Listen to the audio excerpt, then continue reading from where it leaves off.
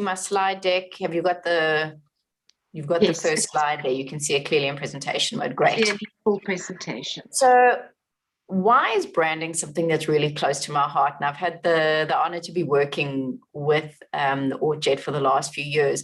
But what's interesting is for me is that I started my career in branding and advertising. But through the years, and that was, I think, nearly 20 years ago, and I gravitated to this path of personal development, of moving out of advertising, of moving into being a writer, moving into training, moving into coaching, moving into speaking. And so I literally had to reinvent my brand as I was going through this journey and this process. And it's an ongoing journey that goes on all the time. So what are we looking at today? So what is a brand? How do you become a brand? How do we reinforce? How do we communicate it? Guys, you will get the slide deck, so don't worry to copy everything down. So to kick off, I was going to do it in the chat, but we can unmute. And I just want you to think about some of the brands or the branded products you've used just since you woke up this morning. So it could be a toothpaste, something you had for breakfast, something you're wearing, something in your house, a gadget. So just quickly come off mute and just shout out to me. What are some of the brand names that you've come into contact with this morning? Coke. Coke? What, pardon? Coke. Coke, okay. Apple. Apple, fantastic. Anybody else? LG. LG, okay, fantastic. So now, if I said to you, because Apple came up, right? So I don't know if you can see this in the thing. So if I say the brand Apple, what comes to mind? So what are some of the things we start to think about? So again, I invite you to share. What do you think of when you hear Apple? What are the images, the associations? Technology. Innovation. Windows. Innovation, technology. Logo. Right? Windows. Windows? So, okay, perfect. So thanks, guys. And would you agree? So if you don't mind, I'm going to ask everyone to mute now. Would you agree if I said words like, you said innovation, but we could say Steve Jobs, we could say sleek design, expensive always comes up. So then what is a brand? And really what a brand is it's a promise. It's a promise of the value you know you're going to get for that device. You know, it commands higher value. It creates emotional bonds. What do I mean? So if I said to you guys, if I just started rattling off things like Manchester United, Liverpool, Chelsea, Bulls, Sharks, one of those is going to rattle you, right? And that's the emotional connection that these brands have with us. But really what a brand is a sorting device. Because if I said to you, I'm going to give you two options here. You can have a Coca-Cola or just, you know, the no-name red ribbon wrapped around it. Which one are we going for? Of course, we're going to go for Coca-Cola. Why? Because it's the promise and the trust we get from that brand, you know, the thirst quenching, and we know it. So if I said to you, think about people who have become brands, you know, these are some of the people that come to mind, and I'm sure you'll agree. So now if we said Oprah, right? And if I said, what are the words, the images that come into your mind? I'm pretty sure you would agree. You could say humanitarian. She's a great listener. You know, everybody look under your seat. You get one and you get one. And these are all the things we think about Oprah. So Jeff Bezos, the founder of Amazon, said it best. And he said, a brand for a product is like a reputation for a person. So think about that. Because in the same way, these brands we've just spoken about create these images in our minds, so do you. And what I want us to unpack this morning are, what are the desired words that come into people's minds when they think about you? So in other words, what do you have to do to become a brand? Because as entrepreneurs, people will buy into you before they buy your product or your service. And that is why having a discussion like branding is so incredibly important, because your brand is the promise you make, you know, implicitly or explicitly. So it's also thinking, well, what do people expect of you when they engage with you? Because brands that keep their promises are consistent and trustworthy. And from the minute you engage with your colleagues, your clients, your customers, even the ladies in Pick and Pay and Checkers, you have a brand, because you're either branded as the impatient customer who's not listening, or the smooth professional who gets the job done. And your brand is a story. And it's a story that other people use to tell themselves a story about you.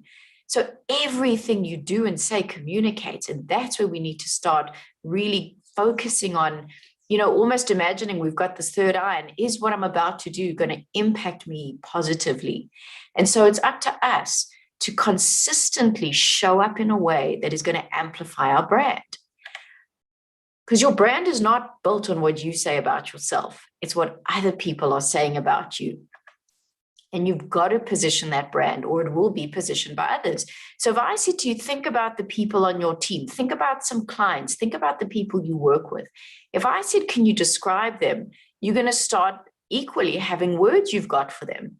And it's the same with us, is that people ascribe a vocabulary about us, whether we're consciously involved in the process or not. So where do we begin? How do we do this branding thing? And the starting point is for you to say, okay, well, how do I want to show up in other people's minds? If I said to you, what are 4 words that you want to be known for? And, think about it. It could be, well, I want to be trustworthy. I want to be reliable. I want to be creative. I want to be a problem solver. What are those words for you? But then what we need to look at is to say, okay, is there a gap? So I want to show up this way, but maybe I'm not. Maybe the impression that I want to make is not really what I'm doing. Where is that disconnect? And then it's about understanding that we can't walk around with a t-shirt, that says ambitious, that says dynamic, that says trustworthy. Our brands are experiential, and we're experienced moment by moment, second by second, and interaction by interaction. And so the way to close the gap is by knowing this is what I want to be known for. But then what am I doing every single day to demonstrate that? So if I want to be reliable, am I demonstrating that kind of behavior? And so it's just remembering that when it comes to communicating our brand, is really remembering that it's everything we do and say. It's our behavior. It's the things we say. It's the things we don't say. So now if we look at how we start to unpack this practically, our brand is made up of honor, integrity, the skills and knowledge we bring, and consistency. But central to that, number 1 is accountability. So we need to take responsibility for our actions. We can't blame someone on how we choose to react. And self-awareness is simply that. How self-aware are you of your strengths, of your blind spots? Where do I need to work on? And attitude's an incredibly powerful component of branding. Because think about, those people that they are those go-givers. They will go the extra mile. They will do what it takes. You want to rally around those kind of people, because we hire for attitude, because skills can always be taught. And equally, if I said, have you watched the movie Harry Potter? So I don't know if you've watched the movie, if you haven't, there are these creatures in Harry Potter called Dementors. And what they're hideous. And when they walk away from you, it's like your soul has been sucked out of you. And I always ask the question, do you know someone like that? You have a conversation and they walk away and you just feel drained, or they were heavy, or they were negative. And that's how we associate them. That becomes part of their brand. And that's why attitude is so incredibly important. And what else we're going to unpack? Your physical presence. Virtual, which is every email, WhatsApp, message we use, and that more importantly now being remote than ever. Interpersonal is how do we deal with stress and conflict? And your social presence is how do we start creating valuable relationships? Now, I've put the slide up to remind us that you never get to a point where you can go, right, my brand, I'm happy, I'm done, because it's an ongoing thing. And if we look at the people on the screen, is that carelessness, kind of giving up, not caring, not making an effort anymore, your brand will fall from grace pretty quickly. But having said that, we are humans and we are fallible and we will always make mistakes. But using a mistake in a powerful way can elevate your brand. And this comes out of the UK about 2 years ago. So KFC, what happened is they changed suppliers and they ran out of chicken across 700 stores. And they could have named and blamed, but they said, we're going to own this mistake. And they put out this campaign and they said, this is what's happened. This is what we're doing to fix it. And their brand equity went up. So don't be scared of making mistakes. how we deal with them can be a source of strength for us. So branding isn't something we do, it's who we are, and it's how we choose to show up. So if we start with physical presence, the message you send out every day is shaped by the way you choose to dress, the way you hold yourself, and the way you connect with others. And guys, everything that I'm talking about today is relevant in a virtual world where we are now, but also remembering life is going to resume and we are going to be having more face-to-face interactions. So the main thing was when people hear personal branding, they think, oh, it's how you dress. But dress is such a tiny element in terms of this. And what the slide just simply demonstrates is that, if you look at both sides, and, the guys on the left-hand side, what are the kind of impressions we got? Do we trust them? Do we want to do business with them? Probably not. And then the ones on the right, obviously we do. And this isn't about wardrobe. This isn't about budget. This is about trust.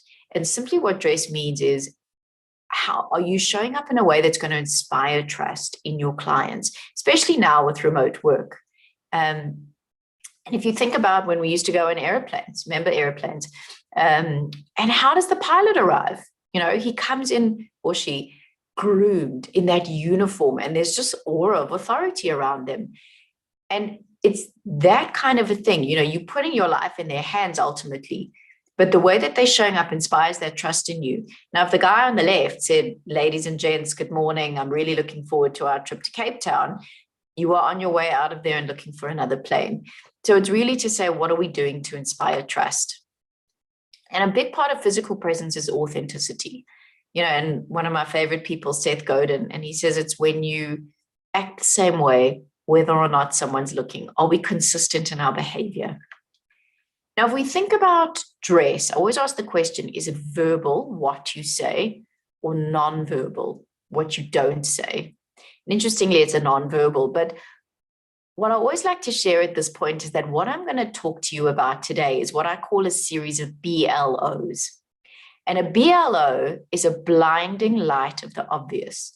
And it's the stuff that because I'm going to go through this and you're going to go, well, I know that. But sometimes we don't always do it. And especially during times of challenge and overwhelm where we are now, common sense isn't always common practice. So let's unpack the verbal and the nonverbal. Because what's really interesting is there was research done at UCLA.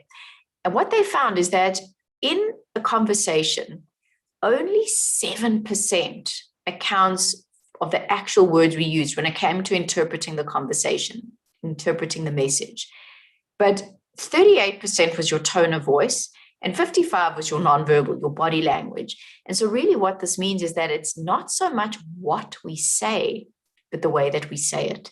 And in terms of some of the verbals, the basics just to remember, is number one, manners matter. So are we just saying please and thank you? Think about when you're on the road and you can see someone's indicating to come in front of you, right? And you think to yourself, I'm going to be a nice person, and you let them in. But all you want to see are those hazard lights going off to say thank you. Because if they say thank you, you feel justified in your decision to let them in. But if they don't say thank you, we get angry inside. And it's those little things, are we saying please and thank you, even when people are doing what they're supposed to be doing? And it's also remembering, mind what you're shutting down. So when we're in a meeting, when we're in a situation, an opportunity to engage with other people, are we that person that goes, this can't be done, it's impossible, it's never going to work? Or are we going to be the problem solver? And these are the sorts of things we need to remember. And also giving credit, giving credit where it's due. But what's more interesting for me is this other, the 55, the nonverbal. Because the second you walk into a room, whether it's an online room like this or in person, people are sizing up your physical presence. So what are we communicating to them? If you're nervous, if you're fidgety, if you, sitting with your hands down, if you're sitting and not taking notes in a meeting, what are we projecting? And these are the things we need to start thinking about. So the first part of this would be your nonverbal is body language. And if you see the two different kinds, we've got high power poses, which are the people on the top, and then we've got low power poses. And there's a brilliant TED talk by Amy Cuddy who said what they wanted to do is they said, we know mind influences body, can body influence mind? And what they did is they made people stand for 2 minutes in one of these power poses, so the Wonder Woman pose or the victory pose. And they found that their testosterone went up and their cortisol, the stress hormone, went down. And so she says, use this to your advantage, use your physiology. So before a pitch or a presentation or a courageous conversation, stand for 2 minutes in your power pose, boost yourself. But the main thing about body language is just be aware of how are we sitting in meetings? How are we greeting people? Even if you are so nervous inside, sit up straight, open up your chest, let that oxygen flow, because we tend to sit in a powerless way much more often. And body language is not only what we're communicating to the person we dealing with, but what are we communicating to ourselves? Another of the nonverbal is preparation. So, all that stands between you and what you want is a better set of questions. So before a meeting, go onto LinkedIn, read about this person. What do they look like? What are they interested in?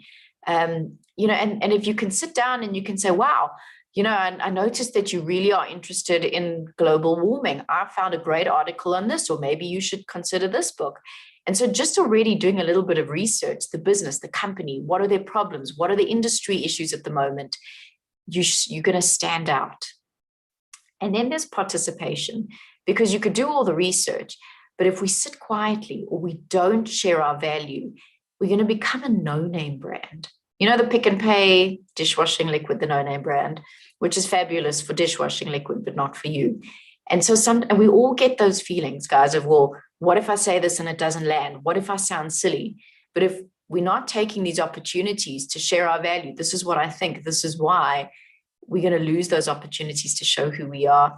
And the last, for me, and probably my personal bugbear in terms of the nonverbal, is being punctual. Because think about that person who's always 20 minutes late for you. How do you associate with them? You want to lie to them and tell them they actually, the false start of the meeting so that they get there on time. But they tend to become known as unreliable, a little bit untrustworthy. And so we just need to make sure, are we planning? Have we tested the link? Have we tested our connection? Have we checked the load shedding schedule? What are we doing to make sure that we're arriving on time? And even in your work, that's just about consistency. So every time, are we keeping the promises? We can't nail it some weeks, drop our performance. Are we being transparent? This is what's going on. There's been a delay, so that even if it's not what the client wants to know, at least are we managing their expectations? And where possible, bring back the human touch, because where we lose in the office that kind of impromptu, what's going on? How's it going? Let's go for a coffee. And so now, because we're at home, we feel like we don't have enough time, and we default to more and more to WhatsApps, to emails. But if we can just pick up the phone and hear somebody's voice, it goes a long way to building that relationship. And my favorite quote, again, from Seth Godin, and he says, excellence is what keeps you awake. Excellence is what lets you sleep well. Excellence is a moving target. Excellence is that which knows no bounds. Excellence always. If not excellence, what? If not excellence now, then when? So excellence isn't an aspiration. Excellence is the next 5 minutes. So moving on now from our physical presence, and I know I'm covering a lot today, guys, but I want to give you quite a lot of basics so that you can then decide where you want to drill down more into. And so how do you show up interpersonally? How do you deal with stress and conflict? And this is incredibly important, because you could be the most well-articulated, tick all the boxes on the verbal and the non-verbal, but the image that you create in someone's mind could be that you're difficult to work with. And that becomes part of your brand. So when it comes to dealing with conflict, know yourself, always seek first to understand. Could something else be going on? If we have a chat with someone and they sound a little bit short that morning, instead of thinking you've done something wrong, it's just assuming positive intent. Did they just get some bad news? Maybe they found out something. Maybe there's a family member who's ill. And instead of jumping to conclusions, just to take a step back and think, okay, maybe there's something else going on. But the rule of thumb to think about is, when it comes to conflict, what we want to do is react to the outcome, not to the event. So you've made a list of what you want to be known for. And so it's saying to yourself, okay, now that I've got a closer idea, how can I show up to that? Because what's the intention behind the conversation? Is it, I just want to be right? I want to prove my point. I want them to know that I'm in charge. But perhaps a better intention would be, I want to be able to have this conversation and move ahead without conflict. I want us to be able to have a positive working relationship. And so I'll give you an example that demonstrates it. I did work for a charity. It was about 2 or 3 years ago now. And they called me in to come and brainstorm some fundraising ideas. It was a Monday morning, I'll never forget. And it was raining and it was in the middle of town and there was roadworks. But I got there always on time.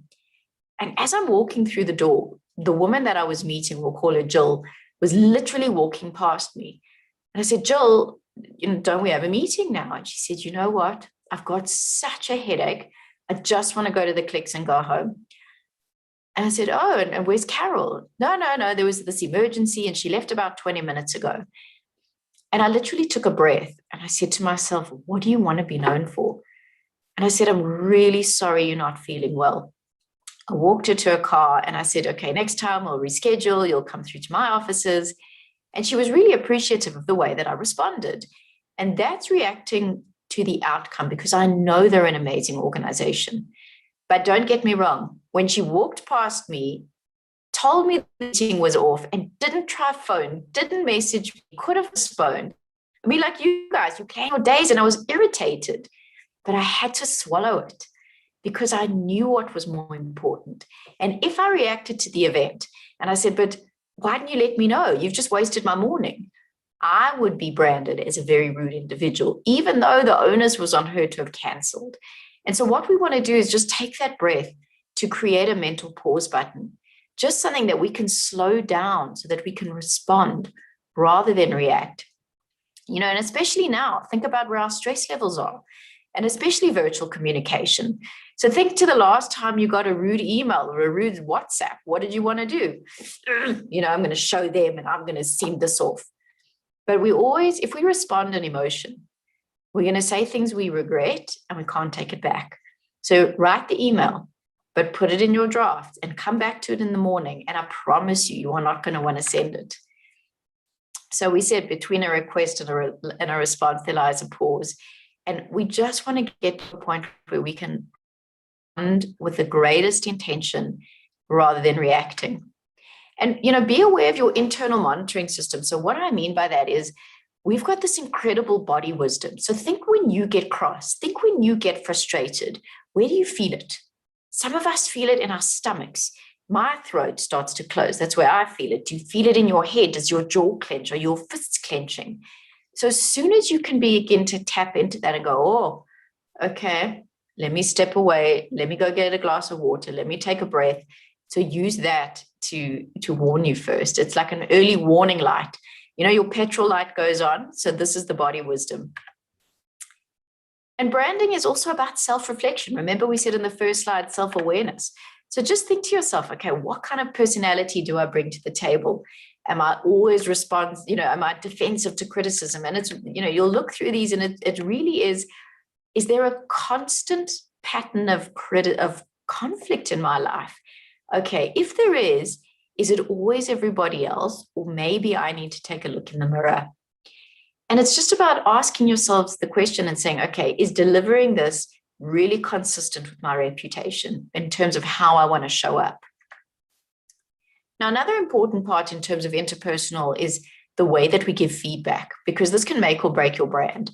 And we just need to remember that at every point in our career, we're either on the side of the table where we are giving the feedback or we're receiving the feedback. And it's going to go in cycles depending where we're at. And it's just remembering, if you think back to someone that gave you feedback, did they try to build you up or did they break you? And so it's taking that responsibility that when we're in an opportunity to do that, how are we doing it? And so the best way to do it is just begin with the positive. So if you need to give feedback to a team member and say, if you start by going, yes, that last presentation, that piece of work that was shocking, what's happened? That person's built a wall. You've just destroyed them. They're not going to hear a word that you said. But if you start the conversation and you go, I've really appreciated the work you've been doing lately. This particular thing was really great. What I'd like to chat about is this. And so now you open, now there's this neutral playing field. You know, be more specific. Can you offer a solution? Don't shame in public. Call them in for a private chat. Where we can we do it as face-to-face as possible, not on a phone, not on a text message. And for the person, if you're on the other side where you're receiving it, try and see it as a gift. You know, most of the time people have got good intentions. So can you see it as a gift that this is something where you can develop, where you can build on? Now, an important question when it comes to branding is, do you find it hard to say no? And most of us do. And I'm sure you're nodding or you're thinking it. And why do we find it hard to say no, guys? Because we feel bad. We want people to like us. We don't want to let somebody down. But if we're not protecting our boundaries, then we are the ones that are going to burn out, especially now and especially as entrepreneurs, because we're in such a position where we're worried that if we're not saying yes to everything, what if we lose that client? What if we lose an opportunity? But there's a way that we do it. And the starting point is to separate the decision from the relationship. Because often we think, well, if I deny the request, it's the same as denying the person, but it's not. So first make your decision and then find the compassion and the courage to communicate it. And we're going to do that with a strategy called the yes sandwich. Now, the yes sandwich has 3 parts. You positively acknowledge the person's intent. You graciously say no. And option 3, or step 3, is optional, where you can give an alternative. So in the real world, if someone said, don't you want to come to a quiz evening or a networking evening after hours, online, of course, you could say, thanks so much for the invitation and for thinking of me. Unfortunately, I'm already committed. You know, it's my family time. Please think of me for next time because I'd love to be there. But sometimes we think that we've got a time management issue, but actually it's a people-pleasing issue. And so think about when someone asks us to do something, because we're this A-type superstar, we go, I'll do it for you tomorrow. But you know your plate is full. And what tends to happen is we can compromise the quality because of the quantity of work we're taking on. And so next time someone says something, you're going to say to them, let me check my calendar and I'll come back to you. Now you've got a buffer. And now you can say to them, okay, I've looked at my schedule. I am chock-a-block until Friday morning. Is Friday afternoon going to work for you? And I promise you 9 times out of 10, they'll say yes. Obviously, if it's an emergency, we jump, we get on board, we do what we can. But if we can just get better at managing expectations. And, sometimes people say, well, what if it's someone more senior? What if it's hard to say no? You could just turn around and say, well, currently I'm working on X, Y, and Z. If I take this on, one of these has to lose my focus. Where would you like me to concentrate? And so again, you've now just put the ball in their court. But saying no, guys, is not only about protecting your working hours, but your downtime, especially in your own businesses. Recovery time is critical. And so think to your weekends. If someone asks you to do something and you're saying yes out of guilt or fear, it should probably be a no. Because if we keep saying, okay, fine, I'll come, all right, I'll go to the birthday party, and you arrive and even if it's, we will get back in person, but think when you did arrive and you thought, why am I here? I could be doing this. I could be spending time with my kids. And so if we're not really owning our no's and we're giving away our yeses too easily, we are the ones that are going to suffer for it. And so when you give yourself permission to stop saying no and stop trying to do it all, that's when we can make our contribution to our life's work and doing the thing that really matters. And even Mr. Buffett said that the most successful people say no to almost everything. So it's also about thinking what derails you. So if you think to yourself, okay, when we're thinking about stress, what happens to you under stress?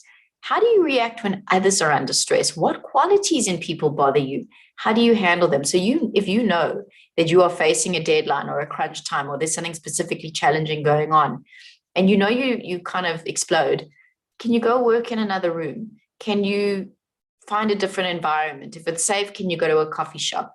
So what can you do to make sure that you are not taking your mood or stress out on anybody else? And the more that you can understand and know yourself, how you're reacting to other people, the more that you can manage those perceptions, expectations. And so you are educated when you have your ability to listen to almost anything without losing your temper or self-confidence. So now I want to move into this intrapersonal space. So yes, we're talking about how we're showing up to everybody else, but how are you showing up to yourself? And it begins with owning your headspace, because confidence starts in the mind, and it starts with the thoughts you tell yourself. And what you communicate to yourself, that little voice, has a huge impact on how you are projecting yourself to the rest of the world. And so the research says that we have anywhere between 12 and 60,000 thoughts a day. So guys, I reckon you play in the 12,000 space, and ladies, we're north of 60,000. But what the research says is that 80% of these thoughts are negative and repetitive. So we're just recycling these negative thoughts every day. And we know those thoughts: you're not good enough. This is never going to happen for you. You should be further by now. And so what we want to do is find the solution. So 3 steps: stop, challenge, choose. So when that negative critic, and we've all got it, you want to stop yourself, challenge the thought. Okay, is this true, or is this based on my irrational thinking? And it's usually our irrational thinking. And then you want to find a better thought to replace it. And I'm not saying have, false positive psychology and go, I'm amazing, because you're going to go, no, you're not. You want to identify that thought and go, okay, that's really not serving me. Is there something better that I can use to fill that? And so we want to create what's called an anchor thought. And an anchor thought is literally it could be a picture, it could be a word, an affirmation, a mantra, something that we've got ready and that can ground us before stressful situations, so that we don't spin out, so that we don't go into panic. So if you're going, so let's say before a pitch or a presentation, you can close your eyes before you go in, and you can just imagine the client signing the contract. You can see them approving something. You can see, if you've got a fear of flying and you're on the way to Cape Town to go visit your mom, instead of spinning out about every fear you've got about the plane, you can close your eyes and go, okay, there's me having lunch with mom. And it's just about having something ready, because where we trip up mentally is focus. And in terms of stress and overwhelm, we tend to focus on lack. We focus on what's missing. We focus on the negative. And so an anchor thought is something you've got ready so that immediately you can redirect your attention. Because our thoughts are the operating system of our mind. If you think about your phone, it just runs, and you don't stop to check in and go, well, actually it tells you. You don't think how the operating system goes, but when you get that message that goes, your upgrade, your update, software update is going to happen at midnight tonight, and you just leave it running, and magically the next morning your phone's upgraded. So unfortunately, ours is a manual process, because we've got these thoughts and these beliefs from ages ago, and probably that don't serve us now. And so the question is, what is the story you're telling yourself? Is it, I'm too old, I'm too young, I'm bad with tech, I should have done it in my 20s? And the story we tell ourselves can be toxic, and our brain is always listening, and it's eavesdropping. So what you want to do is to say, is that story really serving me? How can I change it for something that's going to serve me more? Because if you're telling yourself, I'm bad at public speaking, I'm bad at numbers, I'm bad at this, what happens is that it stops you showing up for the opportunities. So if you've convinced yourself you're a terrible public speaker and there's an opportunity, you're going to go, no, well, I'm not that person. But if we can change the story, we can start to shift our brand and who we want to become, how we want to show up. Now, an important part of why I'm bringing this up is that it's not only about the activities we do that shapes our brand, but it's also what is going on internally with us, because this is going to affect powerful decision-making. And I'm not talking about chronic anxiety. I'm talking about those looping thoughts. How am I going to get it all done? How am I going to do this? So much to do. And anxiety is pretty much what you don't know times what you can't control. And anxiety is an emotion. It's not a character defect. And it affects really high functioning, successful people because you want control over your world. So when something happens, when you're feeling those anxious thoughts, you want to do an anxiety audit. Because really what's going on is that anxiety is shining it's shining a flashlight. And it's saying to you, okay, either I'm too future focused, or I'm trying to control too much. And so when we're aware of it, we want to do the audit. And the audit is very simply saying, okay, what do I know? What don't I know? Where can I find out? Who can I reach out to? Who in my industry has done this before? Who in my team can I reach out to? The stuff we can influence, we're fine with, but it's the stuff we can't control, we need to let go of. And I think because of COVID, because of so much unknown, we clinging for the things we can control. And sometimes we think, well, worrying can be a form of control. Anxiety can be a false sense of control. So we need to let go of those things we can't and focus on what we can.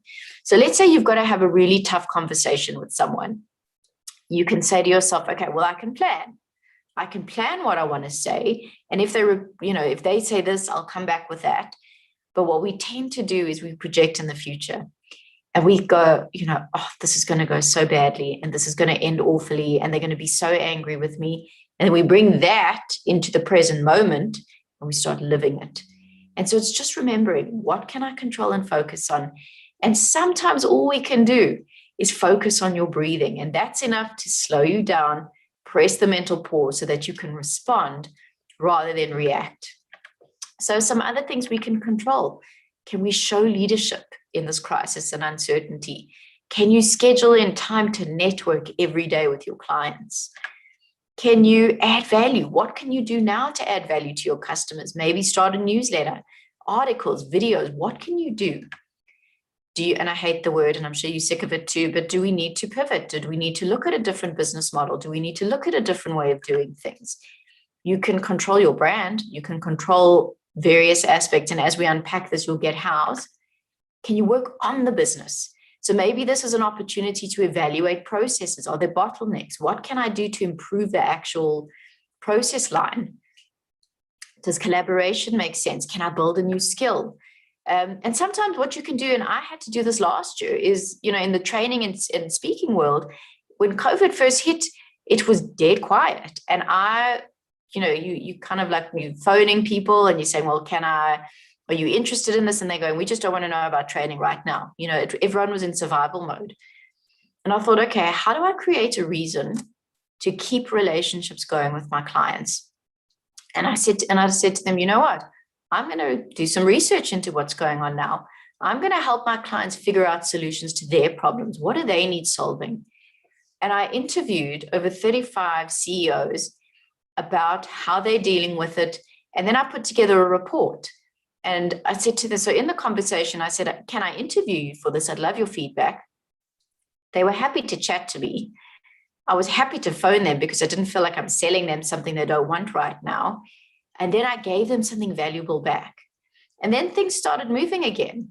And so when it feels like there's nothing else you can do, create a reason. How can you solve their problems? And then focus on your self-care. And I know this is not that's another workshop, Trace, but make sure you're looking after yourself now, because we have to be strong in the good times so that when the real challenges hit, we can make these powerful decisions. And this just goes down to self-talk, guys. When we all hitting challenge, we all hitting tough times, but the way that you speak to yourself will help you bounce back and come out of this quicker. And if you are saying to yourself, well, bad things always happen, you're not good enough, how are we going to be resilient? And if we can adopt a more learning mindset and go, okay, what is this here to teach me? How can I grow from this? And a big part of it, building our brand, is, developing this sense of micro bravery. And part of developing a powerful brand is looking backwards a little bit and acknowledging your past successes. Because the only way forward is by acknowledging what we've done. Courage supersedes confidence. And so if you can acknowledge and go, wow, I did that, because we're not really good at doing that. Go, yeah, I did that, but next. So if you can just focus back and go, well, I made it happen then. I was in challenge here, and this is what I did. And it's these little nudges over time that's going to move us in the direction of where we want to go. But it's giving ourselves the credit, knowing, well, I've done this before. I've always figured it out. This is how I can navigate this time. And intention's powerful. So we remember our words. Okay. And so it's also thinking, what do I need right now? So set the intention before every meeting. Who do I need to be for this meeting? I want to come across confident. I want to come across knowledgeable. I want to come, what is the skill you want to demonstrate in the meeting? And the more intentional you can be about your brand and what do you want to show people, the more that you will start to bring that into everything you're doing. So what we've spoken about now is being in a physical context, right? But it's also remembering that every channel is a touch point to communicate our brand. So if you think about the amount of mail you get on a daily basis, how do you decide which mail you're going to open straight away, which ones you delete, and which ones you save for later? And it comes down to the sender, because the sender, the name of that person, is as much a brand as the newsletter you subscribe to. And like for me, I know if Tracy's sending me something, I know it's valuable, I'm always going to open it straight away. And what you want to start to think about is when my email hits someone's inbox, I want them to go, oh, it's a mail from me. They must know that it's valuable. So I'm not going to go through all of these. You're going to go through these in your own time. But if you think about your email bugbears, right? Someone spelled my name wrong. Someone wrote me an essay. Someone didn't use spell check. And you're kind of saying to yourself, well, if they couldn't get the basics right, like getting my name right or spell check in the mail, you question the quality and the credibility of that email. So equally, slow down. Make sure that what you're sending is quality. And especially now, guys, where you can, as in this remote work, is to build a brand, is show up with the camera on, because people want to be able to see you. They're buying into you. It's so hard, especially during this time. This is how we build trust. But if you also think about, even maybe it's not always about a client, but if someone arrives without the camera on, think about the nonverbal that you're missing out on. If you say something and all of a sudden someone's face drops, they smile, their eyebrows raise when you mentioned a quote and the camera's off, you have no idea how that meeting's going. So where possible, can we request the camera on? So just some tips for online meetings. As I said, always be on time, prepare ahead of time, make email effective. So don't forward someone something and go, FYI, this is what I'm mailing you. This is why, these are the salient points. This is where I'd like your feedback. Dress for the day, even if you're not client facing, this is about showing up to yourself, not only about showing up to everybody else. Don't multitask, because I know we're trying to find time to just focus, concentrate, and again, show leadership. Now, what you also need to just remember is when it comes to email and phone conversations, because we don't get nonverbal in email. So if you're asking yourself, does this sound aggressive? If you're debating the tone of the mail, rather pick up the phone. We never know people's intentions. There is so much that can be misconstrued. People are stressed, they're more sensitive. So you make the discernment, what should be a mail, what should be a phone call. And remember that this is the business card, that when people want to know about you, this is where they're coming, and they're going to they could look at your social media profiles. And what the important thing about the virtual world is consistency. So the way that you show up in person, on Facebook, on any of your socials, on LinkedIn, should be the same person all the way through. And are you on LinkedIn? Because this is really, really important, especially for brand building now. So just, it doesn't have to be a whole story. Have a nice summary. I use my LinkedIn as a thought leadership platform as well. So I make sure that I write an article every single week. I'm networking with people. I'm commenting on other people's things. I'm building relationships. So LinkedIn is not just about it's a really powerful tool to build your brand, and just having a basic profile, having a photo there, because this is where people are going to come and find out about you first.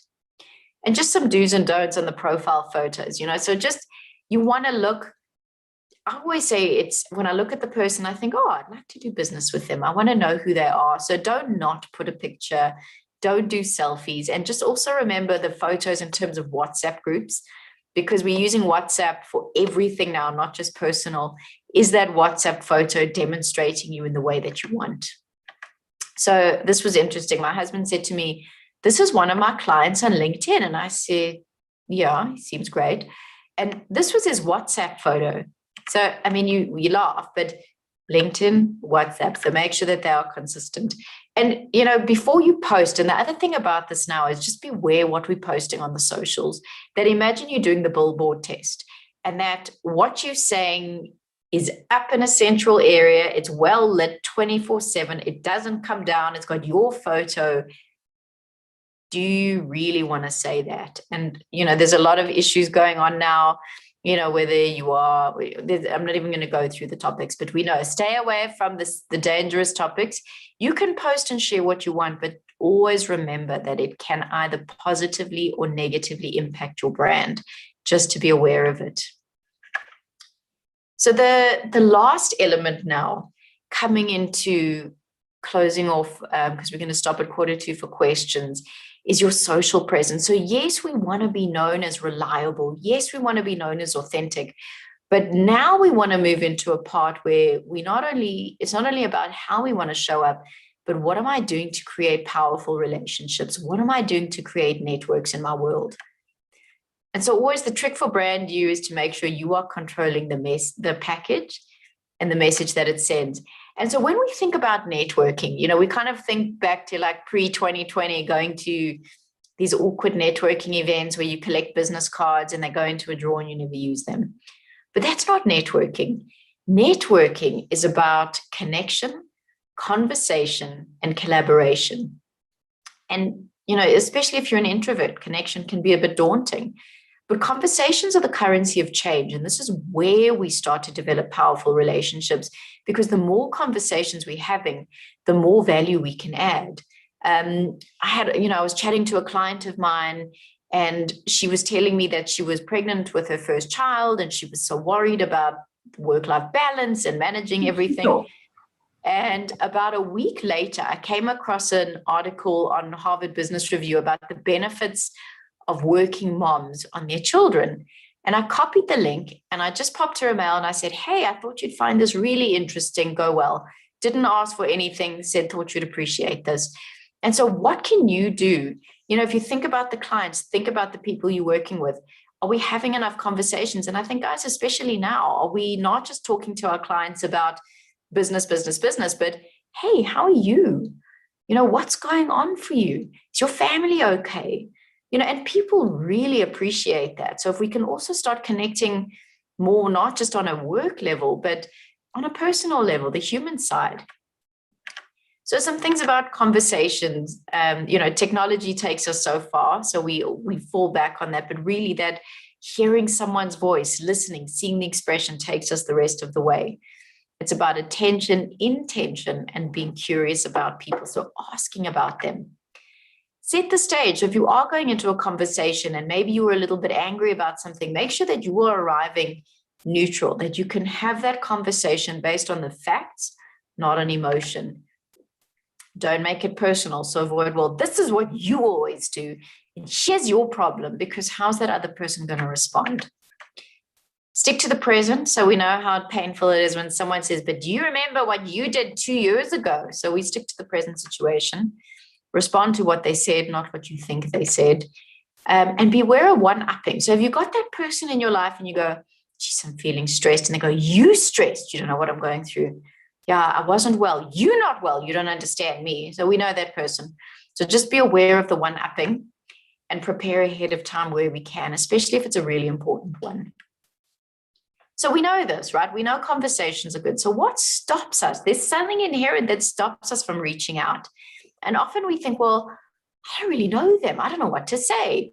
So Amanda, if I didn't know Amanda, I could say, what did you do before you were doing, the work you're doing now?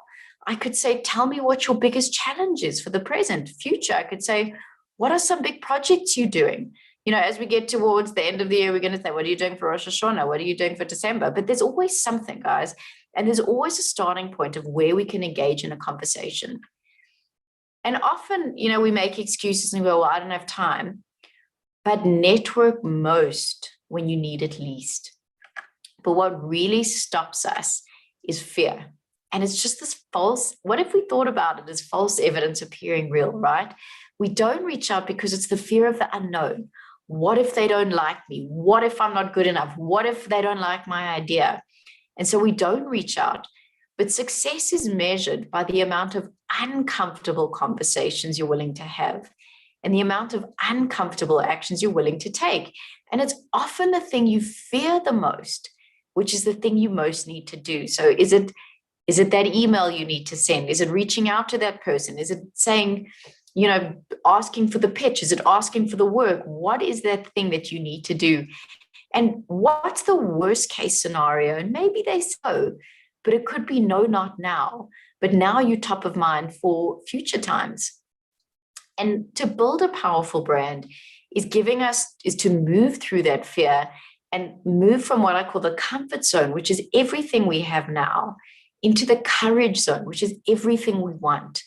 And if we just reframe fear as a compass, if you think back to maybe when you first started this business, or the first pitch, or the first conversation you had to have, it was petrifying.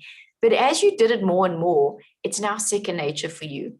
And so when an opportunity comes up where you've got to take that step and you kind of, that fear creeps in, just remind yourself, it's just another one of those. That's part of my growth.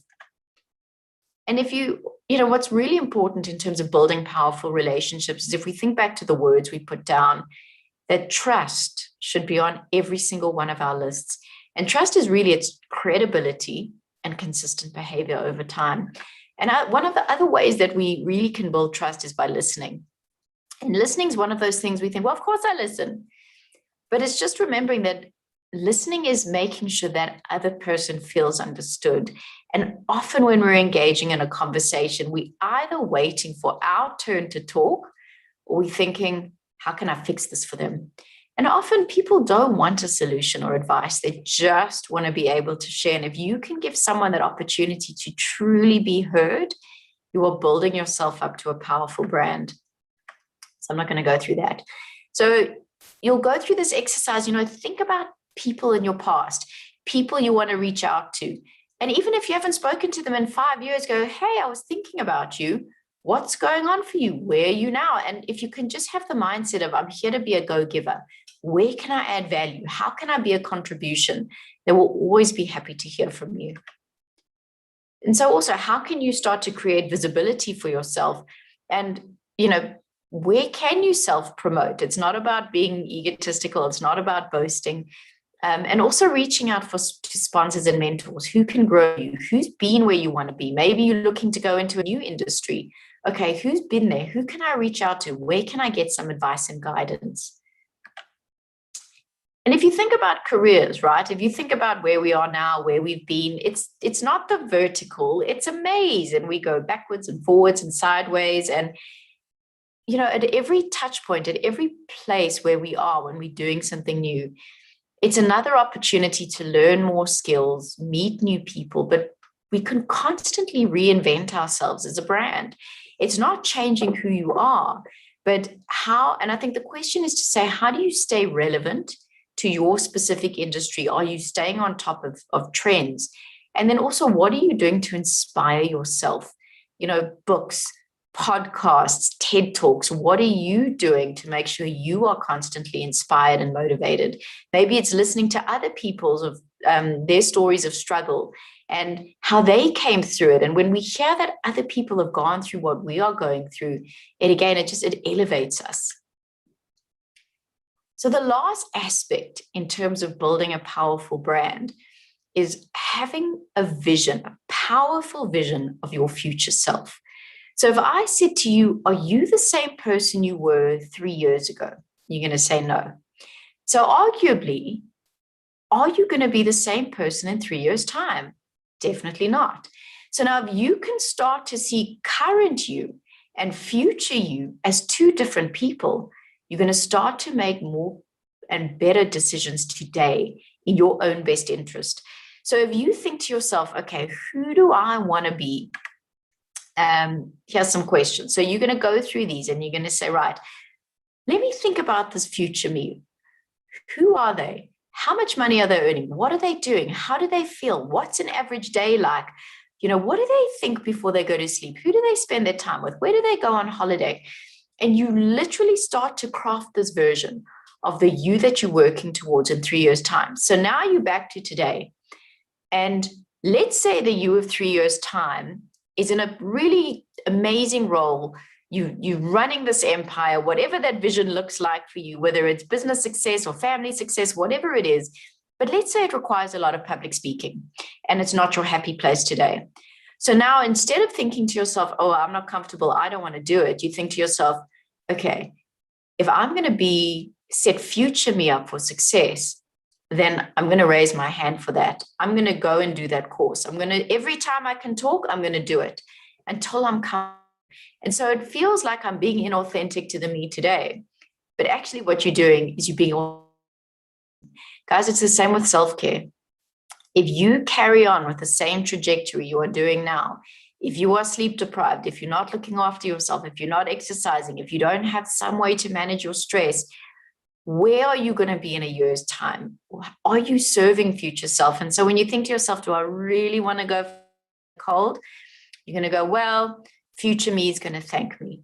And so having this vision, and number one, that's what motivates us, even in this most challenging times, is knowing, well, that's where I'm heading.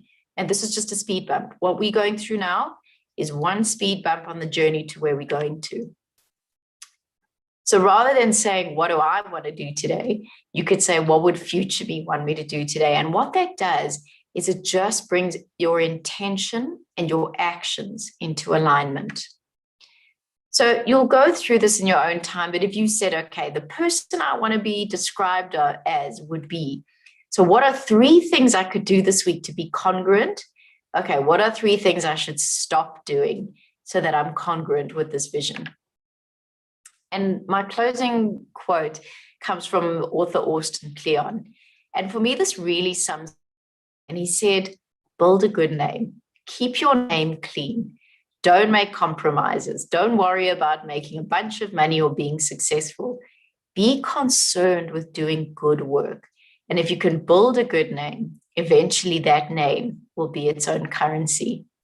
So Woody Allen said 80% of life is just showing up. And if you think about that, you can do and achieve everything you want if you simply are showing up to it, showing up to the meetings, showing up to learning new skills, showing up to the opportunities that are there, showing up to creating new opportunities. And this is what this comes down to is it's just about creating the best version of yourself and then showing up as that best version of yourself every day. And so what we've looked at is that our brand is the culmination of everything we do and everything we say. So what I'm asking you today is think about, what do I want to be known for? And start to act congruently. Think about, what are the relationships I want to create? Who is my future self? And start to take action. And I assure you that if you do, you will all create amazingly powerful brands and continue to own your space. So guys, from my side, I want to say thank you so much for your time and attention. And Trace, if you're happy to open it up, guys, to some Q&A. Yes, thank you so much, Laurie. Every time I sit with you in a boot camp, the content that you share is so relevant to the now.